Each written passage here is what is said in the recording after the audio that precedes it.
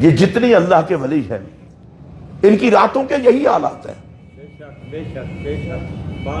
حضرت غوث باولک زکریا ملتانی رحمت اللہ تعالی علیہ، ملتان میں ان کا بازار ہے، بہت بڑے اللہ کے ولی ہیں۔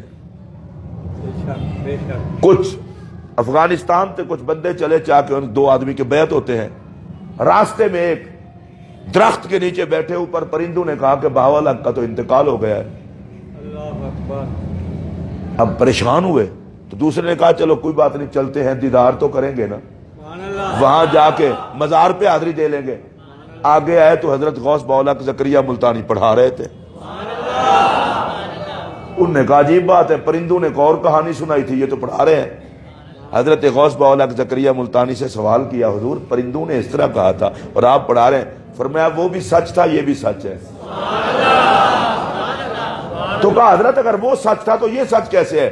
انہوں نے فرمایا میں ایک لمحے کے لیے یاد خدا سے غافل ہوا، کائنات میں اعلان کرا دیا گیا ہمارا دوست تھا باولک فوت ہو گیا ہے، اگر زندہ ہوتا تو ہمیں یاد کرتا،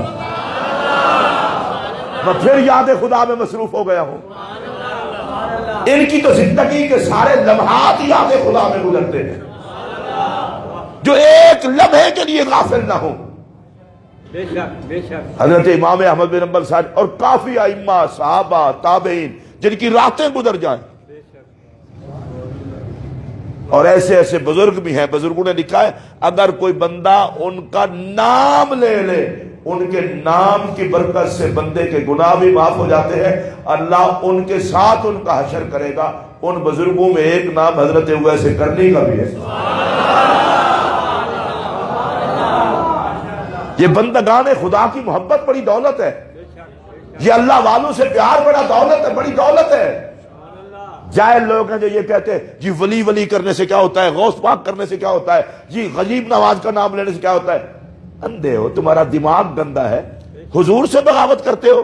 میرے پاک نبی سے پوچھا گیا علیہ السلام یا رسول اللہ جو اچھے لوگوں سے محبت کرے کام ان جیسے نہ کرے اس کے بارے میں آپ کیا فرماتے ہیں؟ فرمایا جس سے پیار کرے گا اللہ اس کا حشر بھی اسی کے ساتھ کرے گا۔ بندہ نیکوں سے پیار کر لے، نیکوں کے ساتھ تعلق رکھ لے تو یہ بھی تو خوش قسمت ہونے کی علامت ہے۔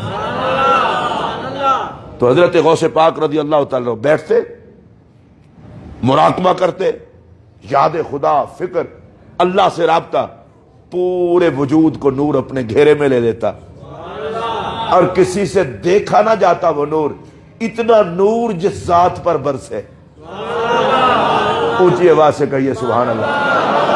اور پتہ ہے حضور غوث پاک کی تعلیمات کا حسن، آپ فرماتے ہیں میں نے سارے اعمال کا جائزہ لیا ہے، سارے اعمال کا، لیکن کہتے ہیں میں اس نتیجے پر پہنچا ہوں کہ بھوکے کو کھانا کھلانے سے بہتر کام ہی کوئی